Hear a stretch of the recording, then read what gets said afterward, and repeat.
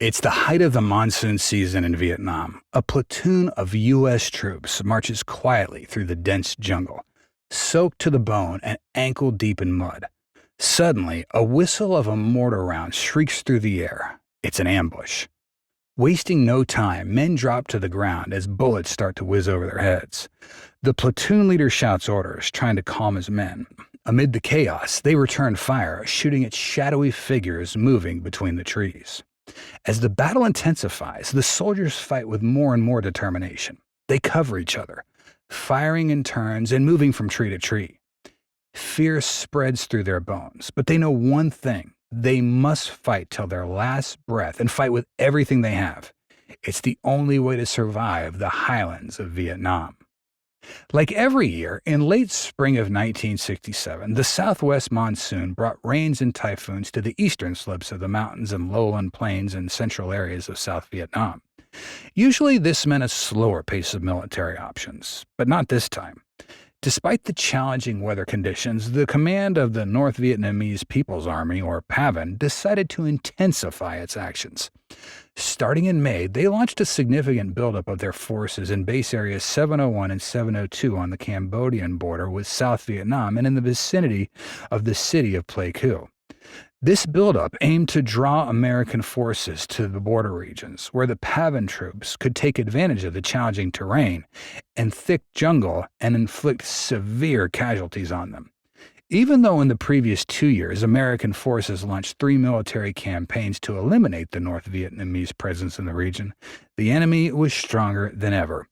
They built a well-organized structure with the B-3 front in charge, equipped with sapper and artillery units, and supported by several Viet Cong and independent North Vietnamese battalions. The B-3 front controlled 6 main force regiments. These included the 32nd, 66th, and 88th Infantry Regiments of the 1st PAVN Division, which had the experience of fighting the Americans during Operation Sam Houston.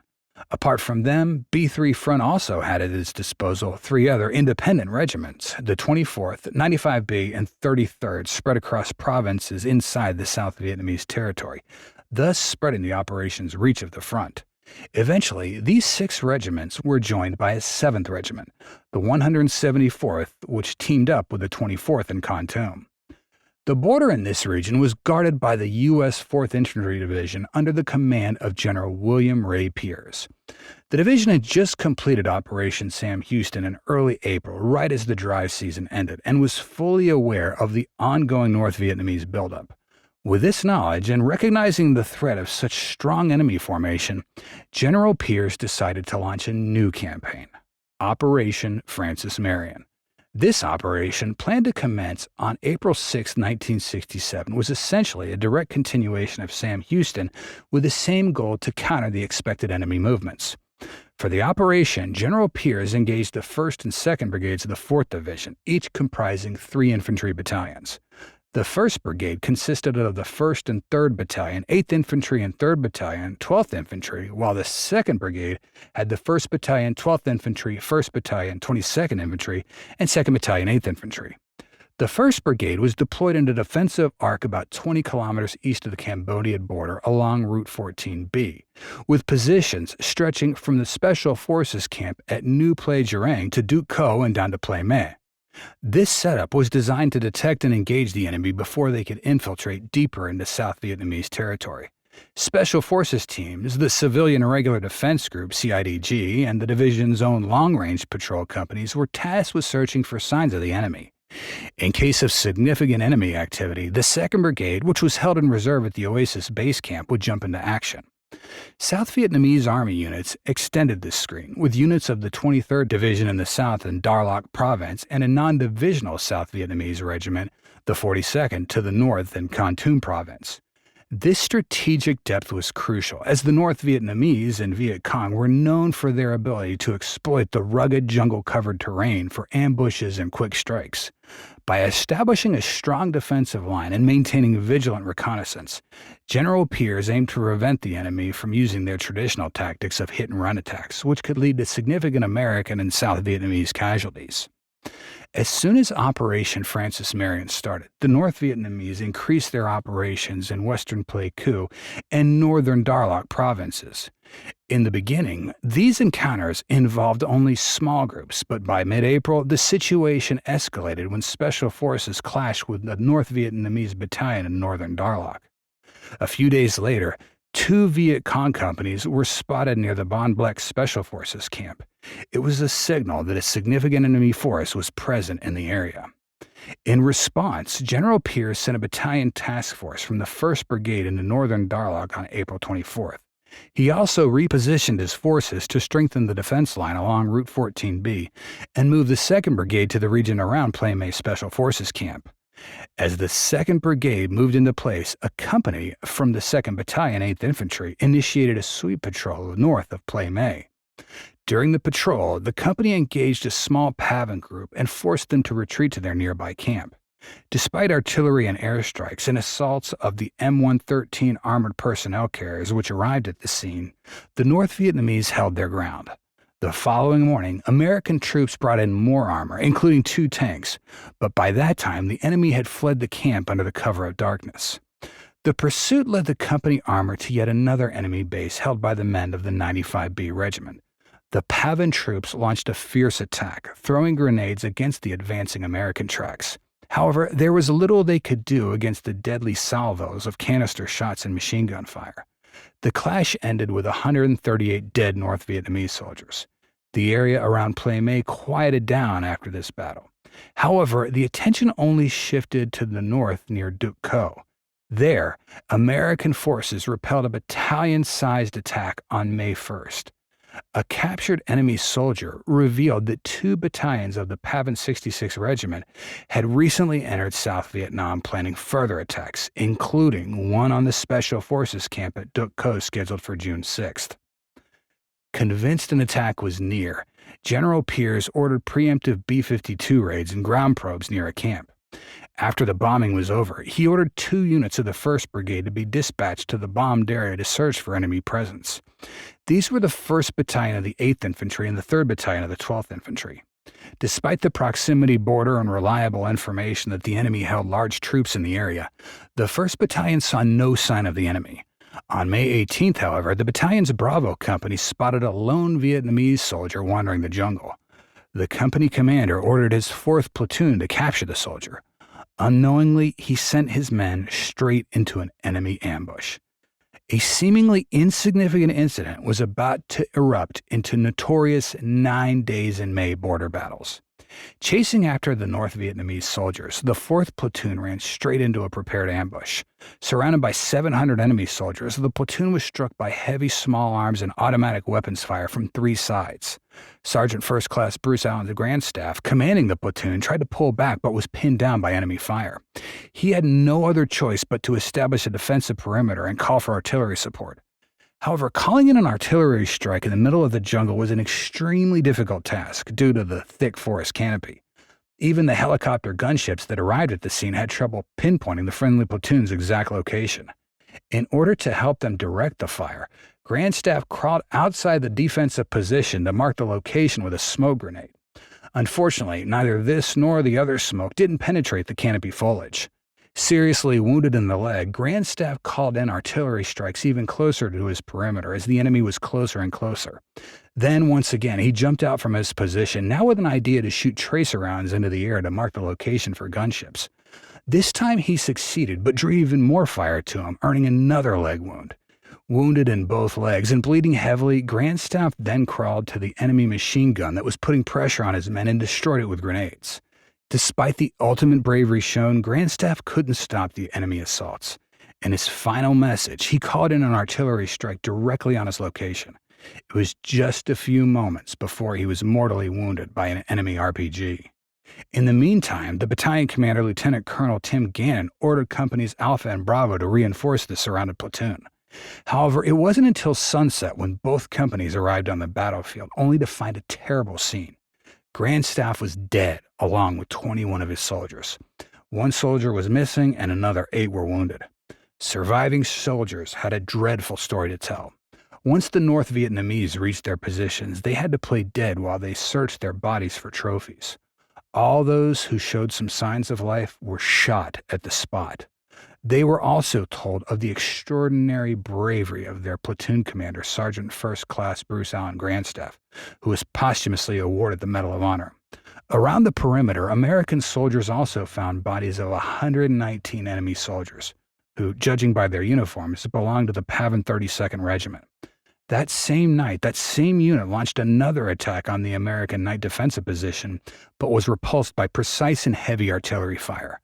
As a precautionary measure, the following day, 4 B-52 sorties bombed the area. Division HQ was surely aware that there were going to be more attacks like this, and undoubtedly they were right. 2 days later, the 3rd Battalion of the 12th Infantry was attacked with mortar fire as they were about to break camp. The barrage was followed by a human wave attack of a battalion-sized enemy unit. Despite the powerful artillery support, American soldiers had to repel enemy attacks for 2 hours. Only after the morning mist lifted, they could call in fighter bombers and helicopter gunships to chase away the enemy. The battalion suffered 10 dead and 77 wounded. They counted 79 dead enemies who belonged to the PAVN 66th Regiment. A break in the fighting came on May 23rd due to the holiday of Buddha's birthday. This didn't mean that the two sides were idle in their activities.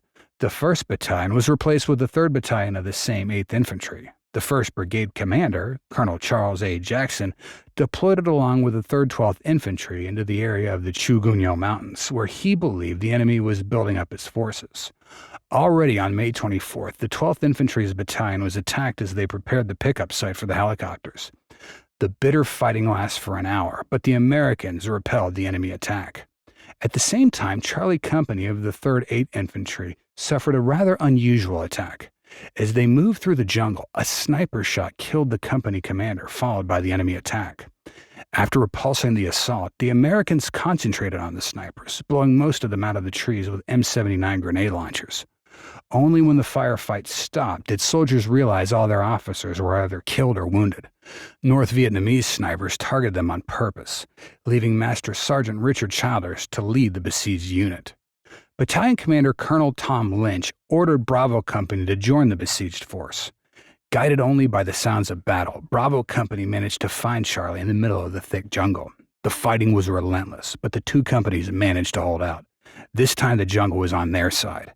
Thick canopy detonated most of the enemy mortar rounds, sparing them from their deadly shrapnels. Also, the thick foliage prevented North Vietnamese soldiers from precisely locating their targets. In one instance, 50 PAVN soldiers walked to the point-blank range from American soldiers without noticing them. A precise and devastating fire from American weapons sent them all to death. The battle raged until artillery and gunships finally broke the enemy's embrace. This allowed the men of both companies to retreat to the safety of Hill 521. When they returned to the battlefield later that afternoon, they found 96 enemy bodies. It was the last big fight of the 9 days in May. During that period, American soldiers killed 367 enemies while losing 6 times fewer men.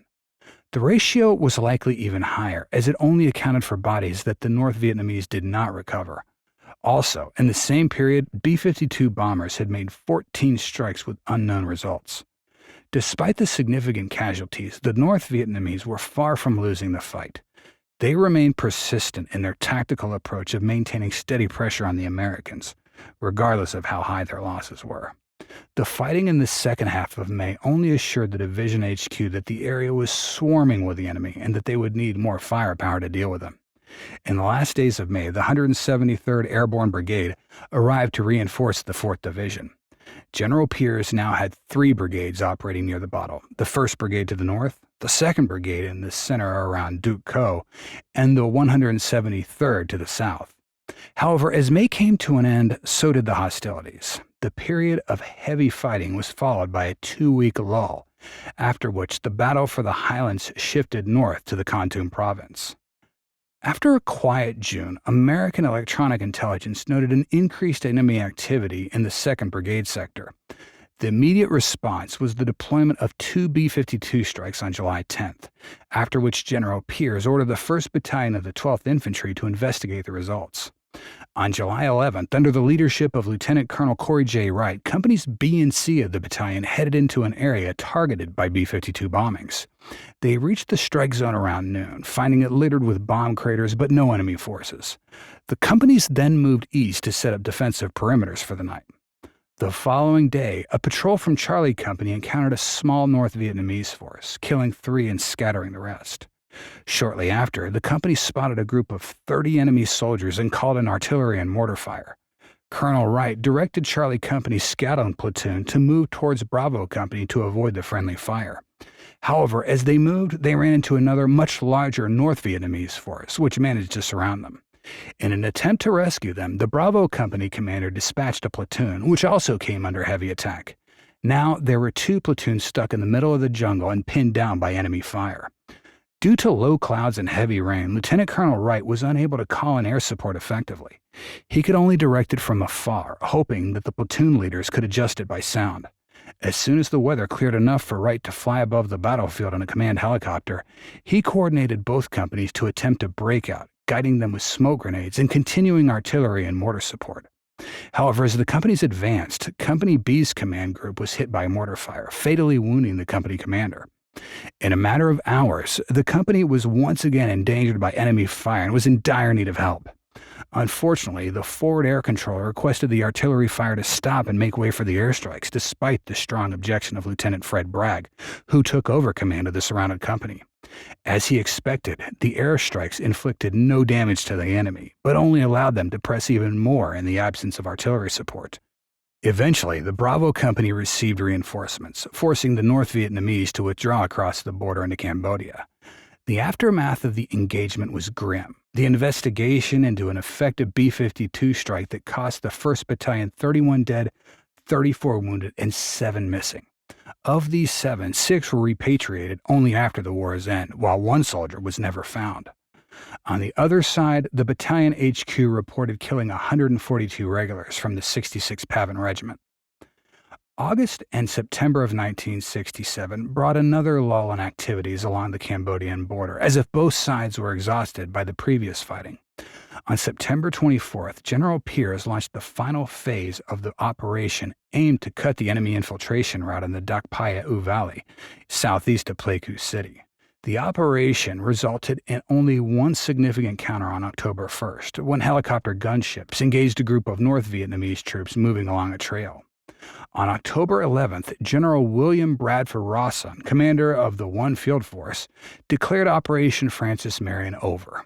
During 6 months of the campaign, the 4th Division claimed to have killed or captured over 1,600 enemy soldiers, at a cost of about 300 American and 100 South Vietnamese dead.